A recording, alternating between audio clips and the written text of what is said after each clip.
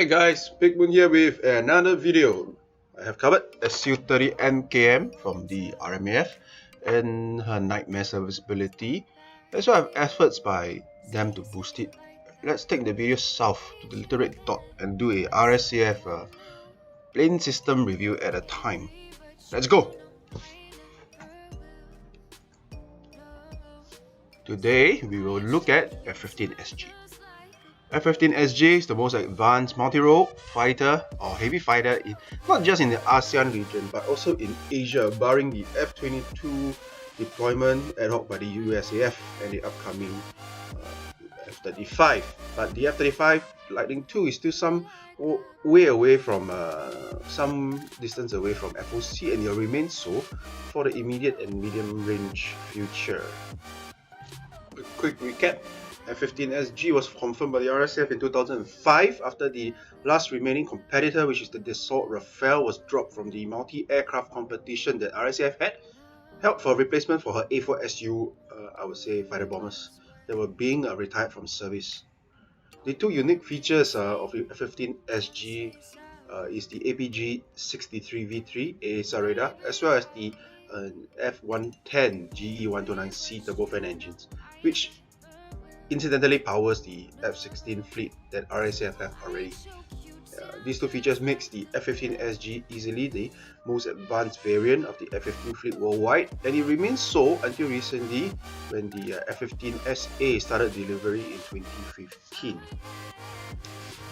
Let's see what the AESA APG-63V3 can actually do.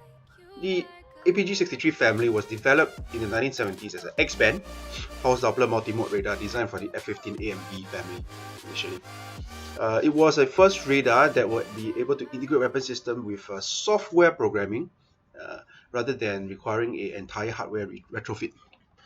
Fast forward to 2005, the version 3 of the radar, or V3, was the radar selected by RSAF for the F-15SG. The version 3 is greatly enhanced with the integration of the front-end AESA transceiver components and updating of the rear-end APG-63 radar core hardware, and thus making it I would say, an upgraded AESA radar instead of a pure design from ground up. The electronic scan instead of the mechanical scan allowed the radar to greatly enhance number of targets being tracked as well as the speed of the track that's loose to the fire control. The ability to frequency hop also allows the radar to actually remain undetectable by opposing radar warning receivers. The high level of situational awareness of the battle space in both air-to-air, air-to-ground mode simultaneously, it is what the F-15 is expected to excel in, and not just for function. The main weakness of the APG-63V3 is the system's installation concept of employing multiple LRUs, which are line replaceable units. Faults detected will be reflected in a particular LRU, and you have just take out and swap in a similar unit. The actual diagnosis will have to be brought back to the depot and not able to diagnose in field. It may sound very modular in nature and easy for rectification, but in practical, it will be very tedious as a large amount of LRUs will be kept as spares, and actual field maintenance and diagnostics will not be possible.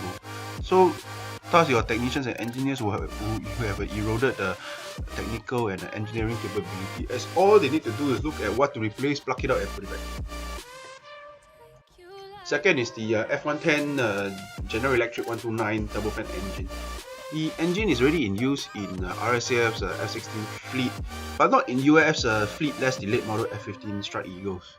South Korean F-15K Slam Eagle and currently the new F-15 SA Saudi Arabian model also uses this engine.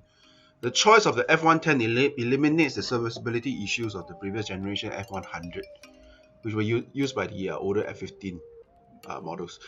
Point to note is that the older F-15s having this F100 engine has a lot of serviceability issues of engine failures, either on the ground or in flight. But then again, twin engine fighter having engine failures is not a no-go condition, but rather is I would say it's unacceptable but not a no-go. But looking at it, if it recurs very frequently, like what happens to the SU-30 MKM or MKI, where the AL-31 FP engines fail at MDPF for 500 hours, it will lower the serviceability of the fighters and make them incapable of carrying out their missions. The increased thrust that comes with the F15SG as compared to the early F-15s allows a higher out weight and thus a better armament capability, carrying capability, as well as increased range. This is on par or even better than the F-15E Strike Eagle due to the conformal tanks available. The extended range is very important for a fighter of this class, as it's supposed or it is expected to carry out both primary roles of long-range strike as well as air-to-air missions whilst in theatre. It is not a dedicated air-to-ground or air-to-air fighter. Most multi-role fighters are unable to achieve both these roles simultaneously and often need land to refit in order to fulfill the different mission sets. This will incur penalties for the during the air campaign, as it transits of the entire package and turnaround time of the jets will slow down the objective achievements significantly.